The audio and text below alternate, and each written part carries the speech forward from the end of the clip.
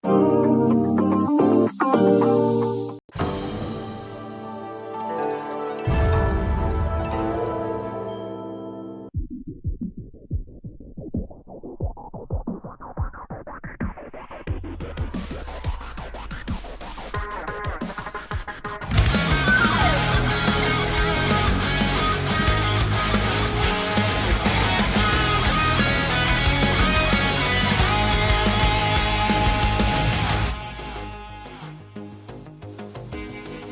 越迷惘的地界，握紧生死的界限，我望向这黑夜，灵魂不曾被熄灭，挥舞起这份热切，即使终于烟雨裂。花开山海，遇见他来将呼唤，风吹云残命不凡。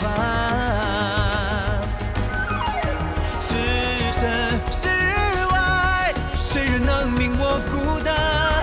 一念纵身俯瞰，刀剑出鞘，漫天飞霜，一战天下的信仰。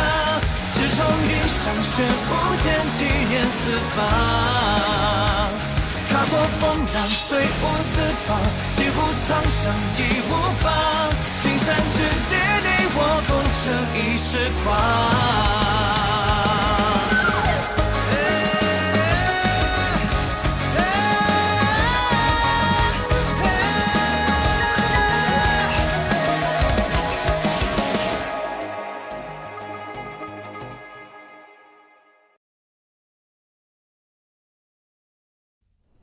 云哥，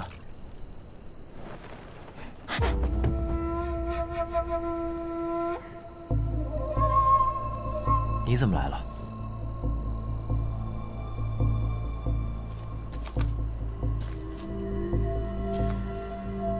我不是说了晚上见吗？我不是也说了，我晚上没空吗？还有，你怎么知道我在这儿？你和叶云情同手足。你若回天启，要做的第一件事，定是来看望他。这些事情都是师父告诉你的。你现在可以相信了吧？我真的是受如仙之托来帮你的。你还有别的要求吗？听说你酿的酒很好喝，我教你内功，你送我美酒，如何？一言为定。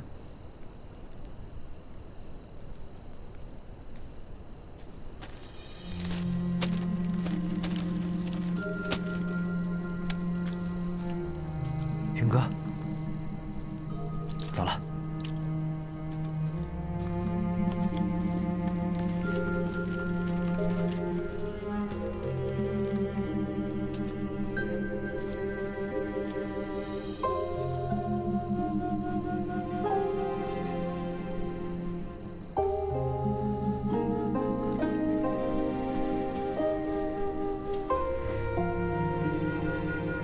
父亲，母亲，孩儿不孝，今天才来看你们。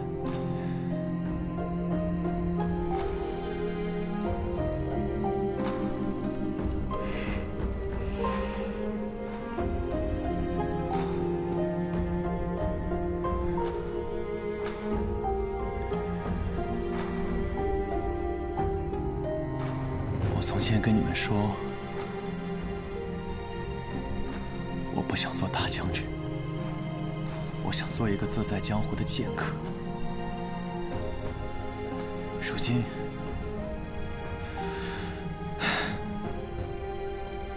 我也算完成了一半。今天来看你们，也没带什么好东西啊。我给你们舞一会剑吧。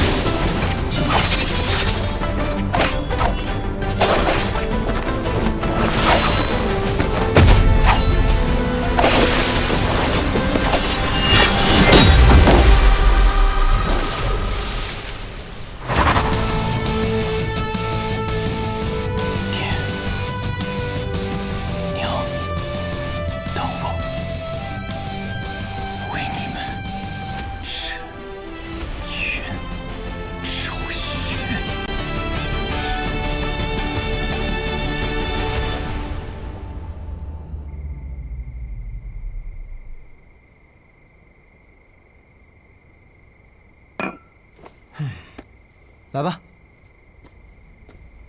选一坛吧。一坛可不够啊。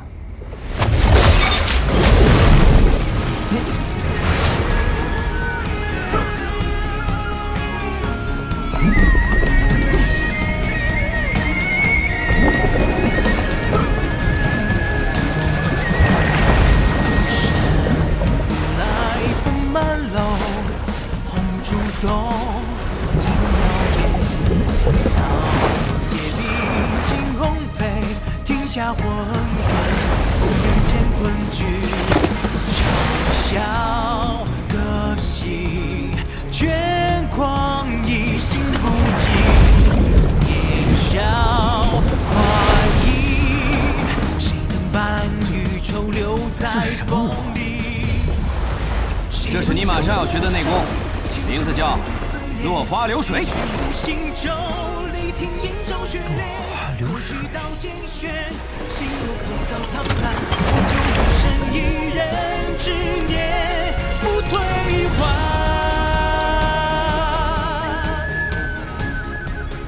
看来，那个人就是白日里潜入学堂之人。好俊秀的功夫，你怎么还有心思欣赏别人的武功啊？百里东军这一进城就被各路人马全部给盯上了。不行，我得去看看。确实是好酒，只可惜得浪费一二了。有暗器，老秦，我们去干他。有什么暗器？不过就是一滴酒罢了。放心吧，来人没有恶意，他刚刚已经与我们打过招呼了。什么意思啊？你认识他？不是，你认识他？你怎么不告诉我？你为什么不告诉我？他是谁？百里东军是我带来的，你怎么比我还着急啊？来人是白小堂堂主姬若风，他与如仙有一段旧缘，愿意教百里东军如仙的秋水诀。不然真的让东军跟着你学你们雷门那憨劲儿十足的内功心法，我10年也考不上学堂啊！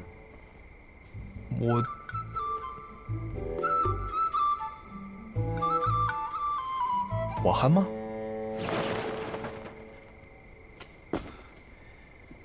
以后我每来一日，你就送我5坛酒，如何？哎，你不要太过分了啊！酒没了可以再酿，可学堂大考若是败了，就没有下一次机会了。唉，看来我酿的酒实在是太好喝了呀！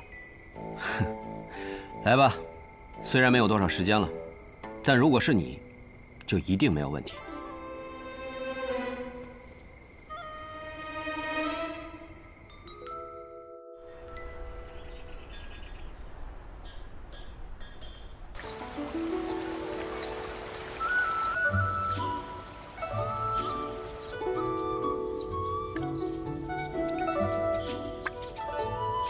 公子，还有3日便是出试了，不知此次出试考题可有眉目啊？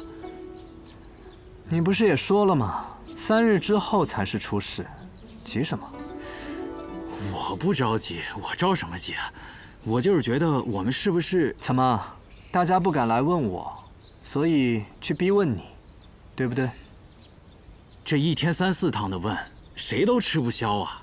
往年出试考题，那都是提前7日便会放出一些风声，难道这次你真的要等到最后1日再公布啊？最后1日公布，不才是正常的吗？怎么，学堂现在都这么厚脸皮了？提前泄露考题，已经成了不成文的规定。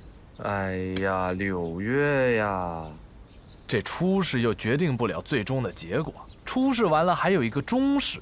中试可是几10年不变的1队打1队，这才是真正考究实力的地方。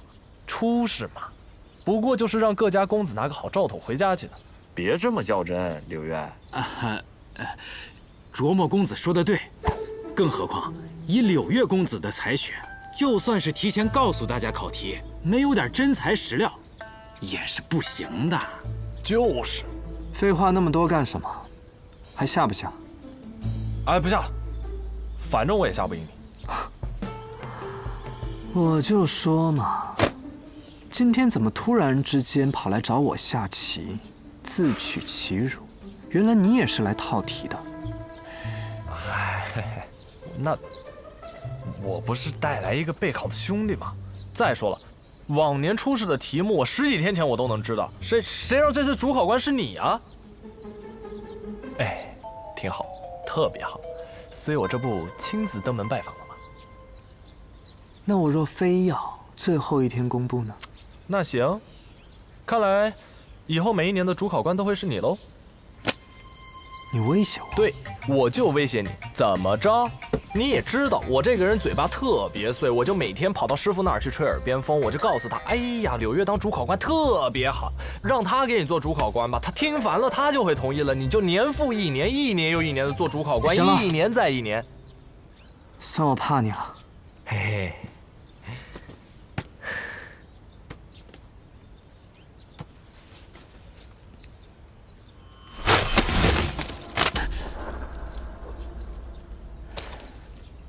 文武之外，啊？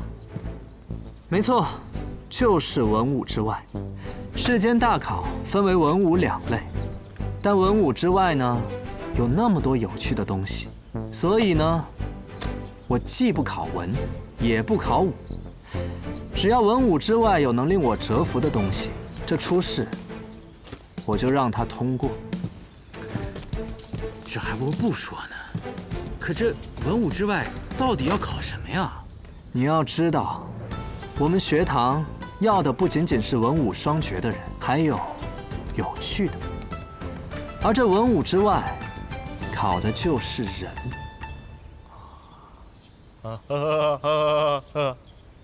哎呀，柳月呀，柳月，你这可是给我开了个后门啊！你可别给我扣帽子，我说的可都是肺腑之言，和你带来的那位兄弟，半毛钱关系都没有。懂。哎，对啊，你说那位小公子最近怎么样？我也不知道。话说，我也好几天没见着他了。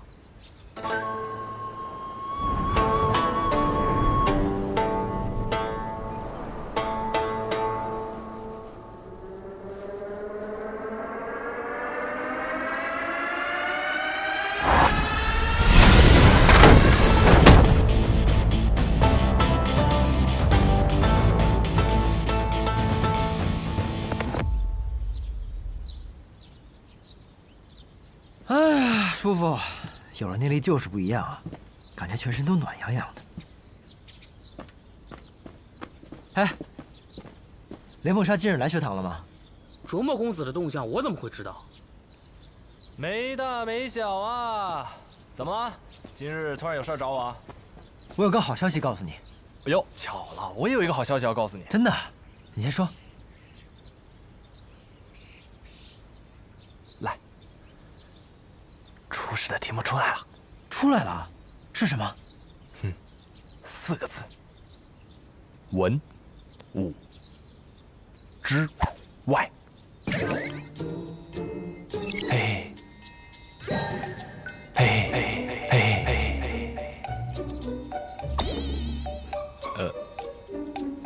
你怎么了？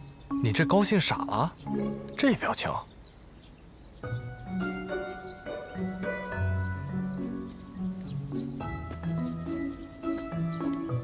不是，那你文不成武不就的，这文武之外真挺好的。文武之外？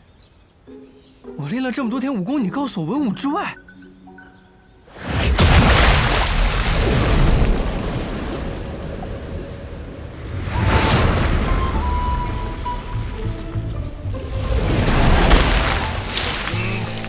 去你的文武之外！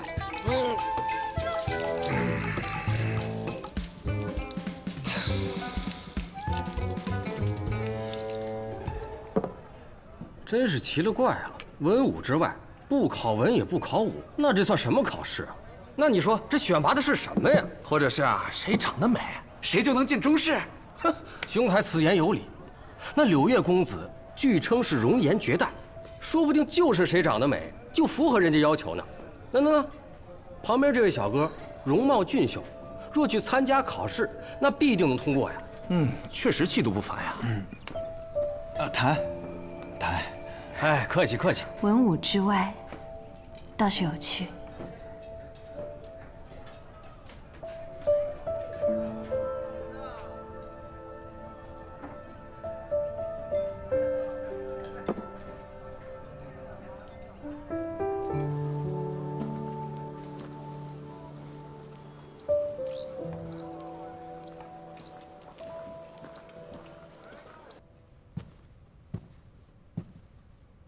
这位小姐，冬日要到了，本店新进了一批布料。老板，帮我做套衣服，很急，我3日内就要。好。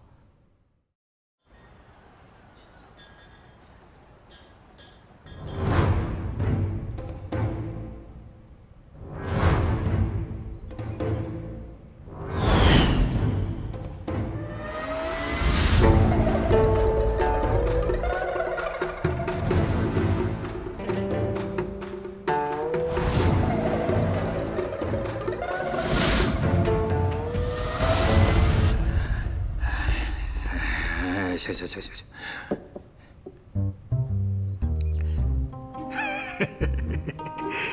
六月公子啊，特立独行啊！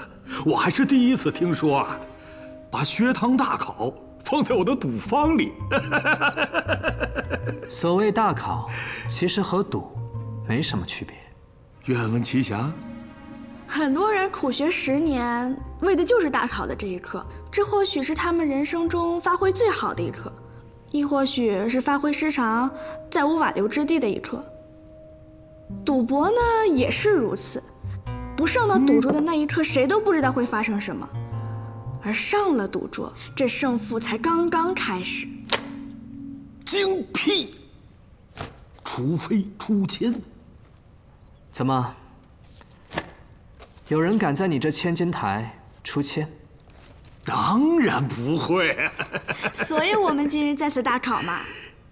六月公子啊，果然不同凡响啊，妙哉，妙人呐！你看我这大金牙都为公子倾倒了。二爷呢？当初选择借地给我们的不是他吗？去听曲儿去了。我也不知道为什么他那么愿意听曲儿。本来对这个学堂大考不感兴趣，答应你们啊，无非是柳月公子拿了一阙残谱与之交换。哎呀，能为学堂大考提供场地，我千金台每天损失个1.8千两的银子，不心疼。涂大爷的损失，学堂明日自会派人送来。这就是学堂的嫉妒啊！都快敞亮收摊。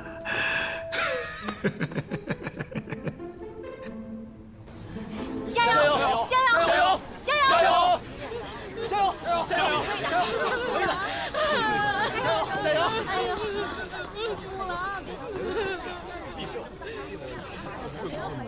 是会的，没问题的。小爷百里东军驾到！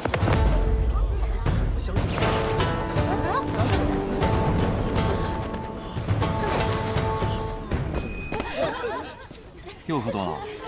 谁喝？你是那个剑林的高手，你叫叶鼎之。哦，对，叶鼎之。那天我是喝多了，不过我记得你剑术不错，人还挺有趣的。本来我还想跟你交个朋友呢，结果没来得及说话就被我舅舅给带走了。现在想也不迟啊。成，你也是来参加学堂大考的？自然。参考学员即刻入场。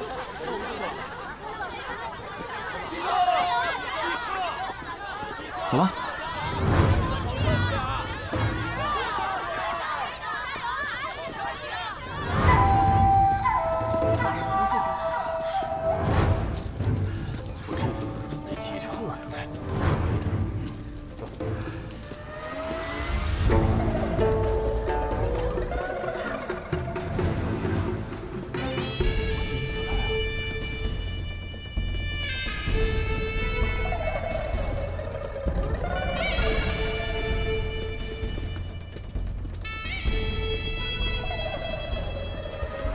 这莫非就是雷梦莎此前跟我说过的什么赔率？啊？这是什么？这我知道，这是千金台设的赌局，看看今天谁才是大考的魁首。哦，哎，这是什么意思啊？那我名字后面这1000什么意思？是不是数字越大越厉害？你想什么呢？数字越大，说明看好你的人越少，你的赔率也就越高。这个时候呢，如果有人押你1两银子，你得了魁首，他就会赢1000两。但是呢，机会小啊，没人愿意去冒这个险。像我就不一样了，我是热门人选，押我的人可多了，所以我的赔率就不。竟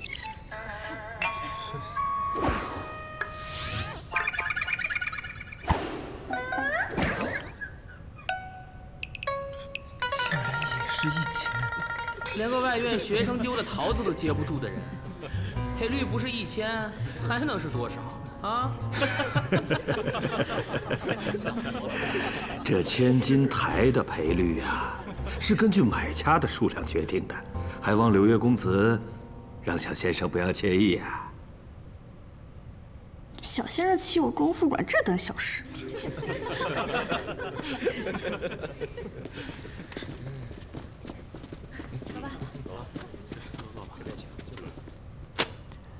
开始吧。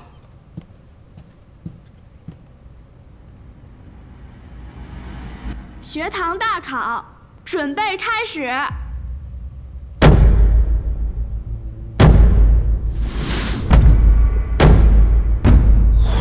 所谓文武之外，便是请诸位在文和武之外展露一下自己在其他方面令人惊艳的特长。时间为6个时辰，在这6个时辰内，如果有人觉得自己可以交卷了，告诉我们你要展露的是什么，我们呢便会派出相应的考官来进行考验。若通过了考验，即可进入中试。每位考生都配有1名助考士，诸位可以让自己的助考士去千金台外取展示才艺所需要的东西，可有异议？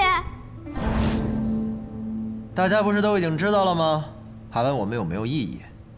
若说有异议，还有用吗？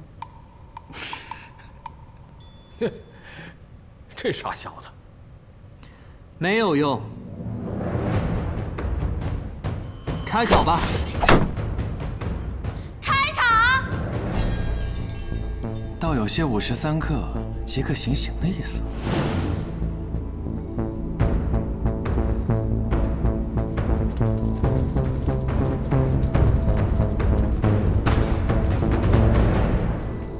来人！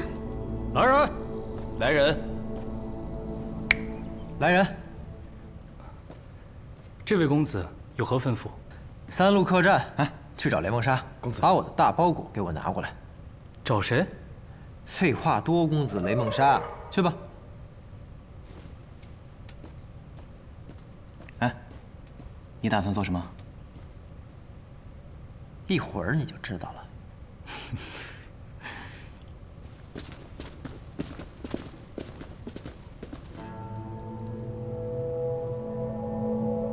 王爷，助考师都已经出发了。也不知道这群人里有没有能助本王登临大宝之人。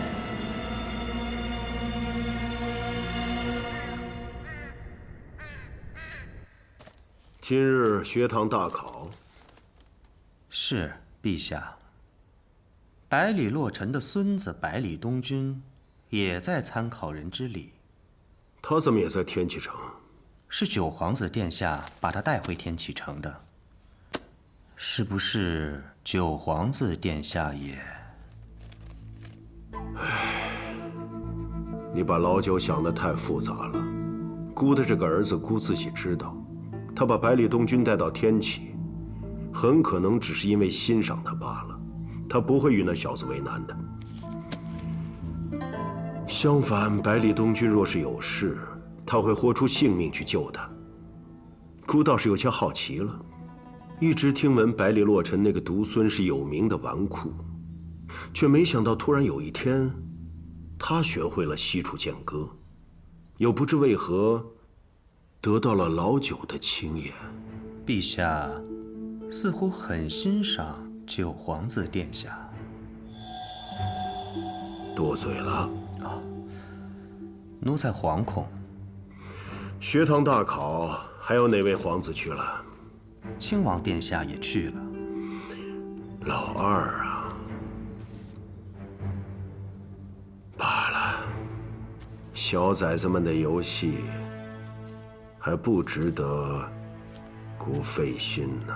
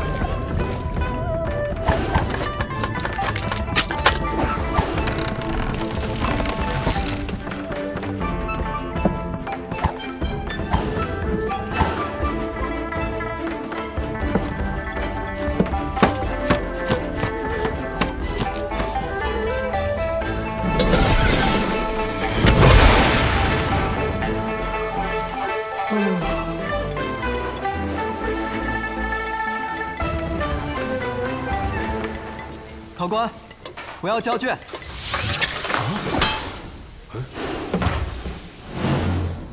哟，还真有这么快的？你叫什么名字？教的又是什么？在下白衣门段白衣，自幼研习骑术。这文武之外，在下要教的就是骑术。可以，请公子赐教。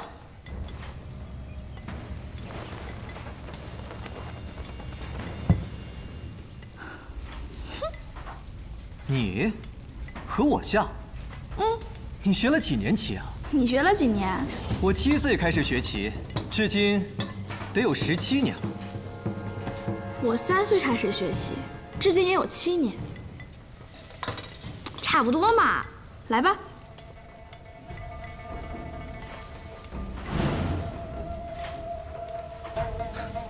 我执黑不办，你先请。好。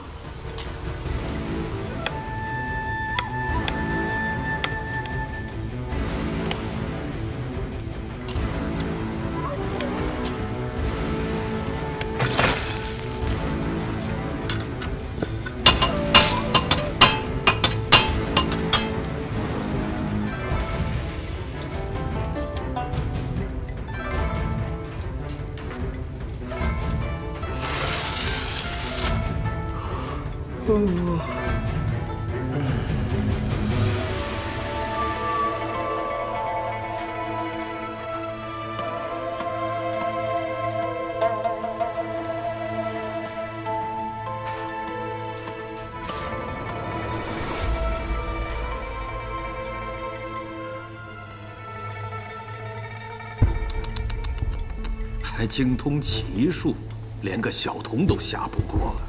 能在灵素执黑下坚持这么久，说是精通，不足为过。11年苦修，我竟败给区区一个小童。看似下的是棋，实则展露的是心。一味刚猛，长风一蛇，你的棋艺很好，但你败给灵素，或许是因为你许久未败。倒是天天败。今日一败，未尝不是件好事。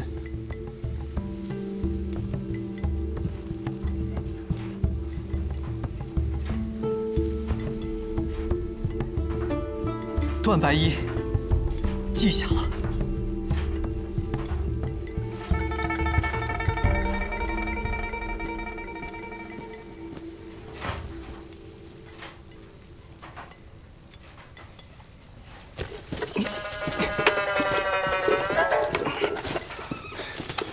谁的助考室啊？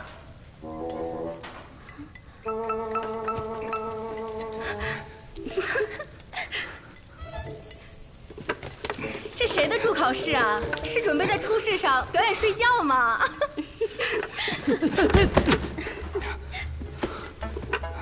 多谢。原来是他呀，什么都不会，睡觉再合适不过了。怎么，你还真像他们说的，打算在这睡一觉啊？是啊，不过你怎么跟他们一样没见识啊？你还真信呐？玩笑，玩笑。哎，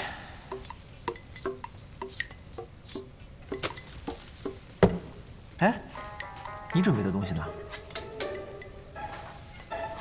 来了。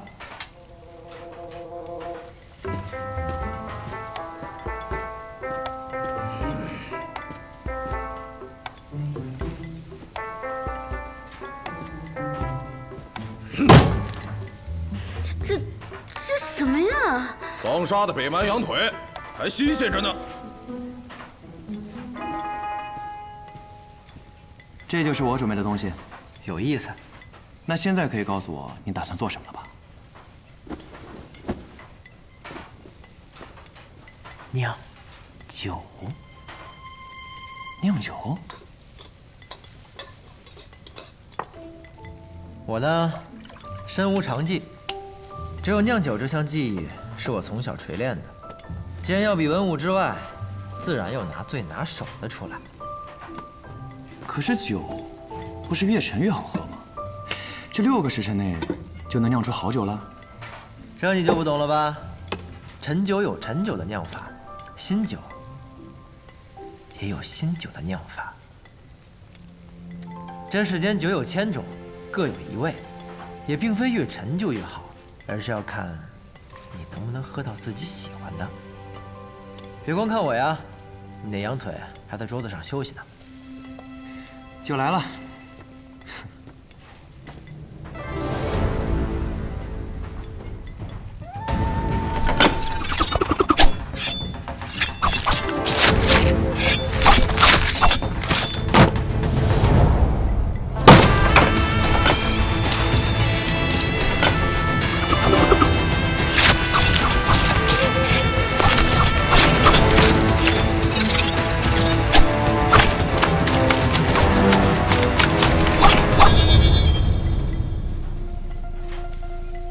此人不错。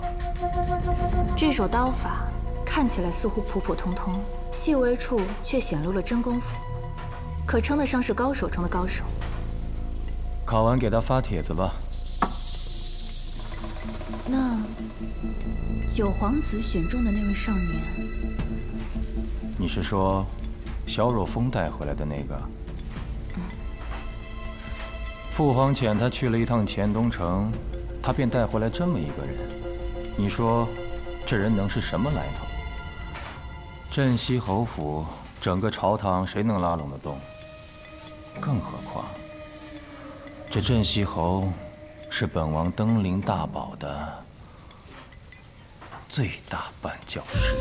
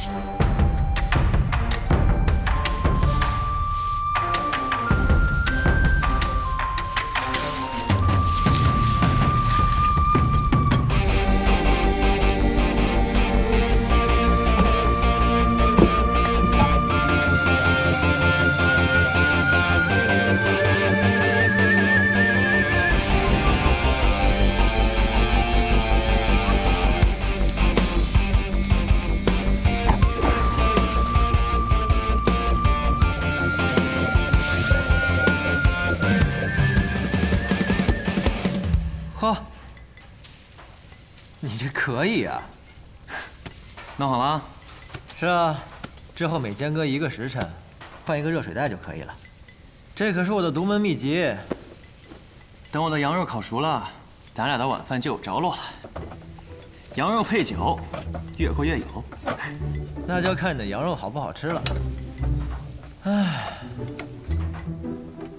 不过你说的倒也对，估计咱们2个只能赶个末尾喽。这前排和末尾有什么意义呢？总之能进就是了。谁说没有意义？第一就是第一。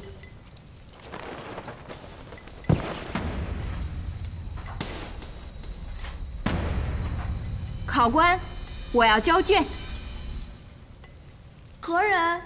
考什么？江湖客，无门无派，姓燕，名菲菲。至于考什么，你下来，我告诉你。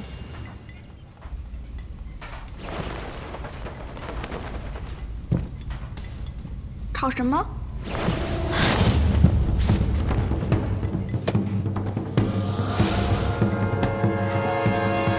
就考这个。你偷东西！哟，这轻功可以啊。我见你的轻功也不虚啊。偷东西多难听啊，这叫妙手空空。我这赌坊里啊，还来了个千手千眼的佛爷。看这手法，应该是神偷空灵儿的徒弟。东西还我！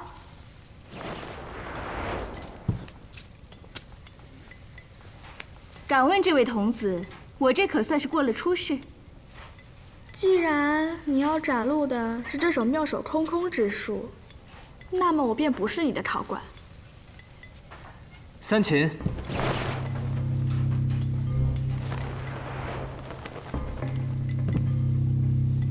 我名三秦，你有3次机会从我身上偷走一件东西。我怎么确定你身上有没有东西啊？那就靠本事来确定。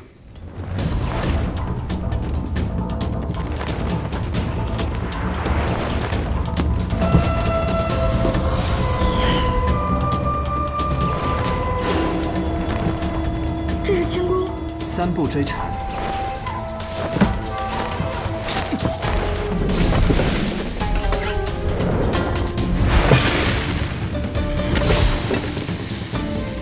若是这样，还算是文武之外吗？轻功算不算武功？我记得我看过一个叫《明月》的画本，里面有位剑客给一个轻功高手说过一句话：轻功不代表武功。巧了，我却也看过。不过后来那个轻功高手也回了他一句话：但是速度代表了我和你的距离。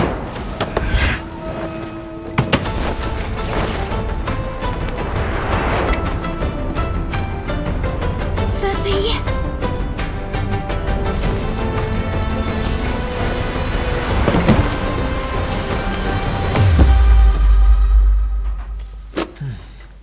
小心点喽。抱歉，抱歉。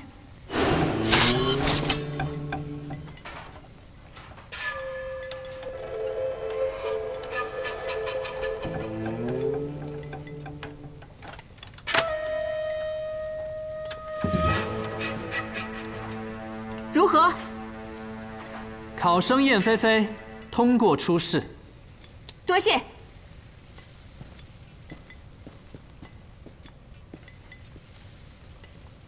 还有，考官，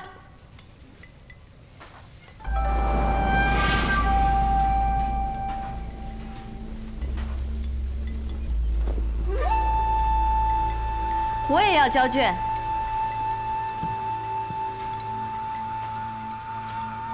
何人？考什么？我叫尹若霞，我来比的是。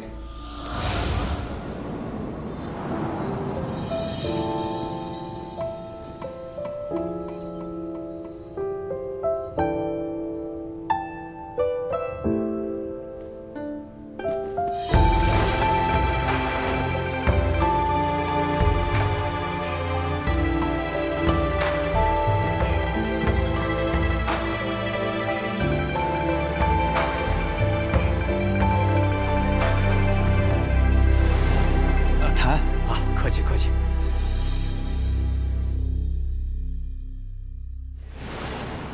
有趣，此人竟是换了个身份。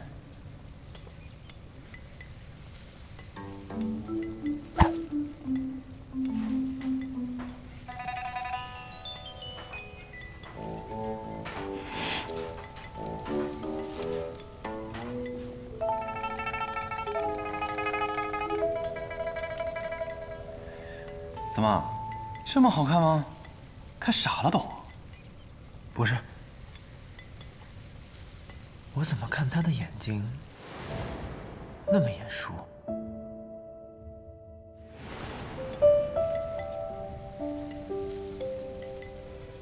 你怎么看谁都眼熟啊？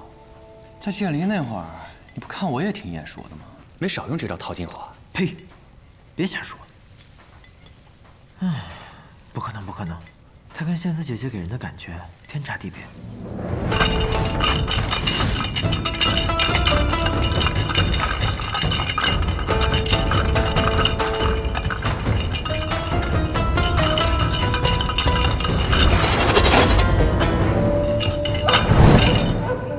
毒。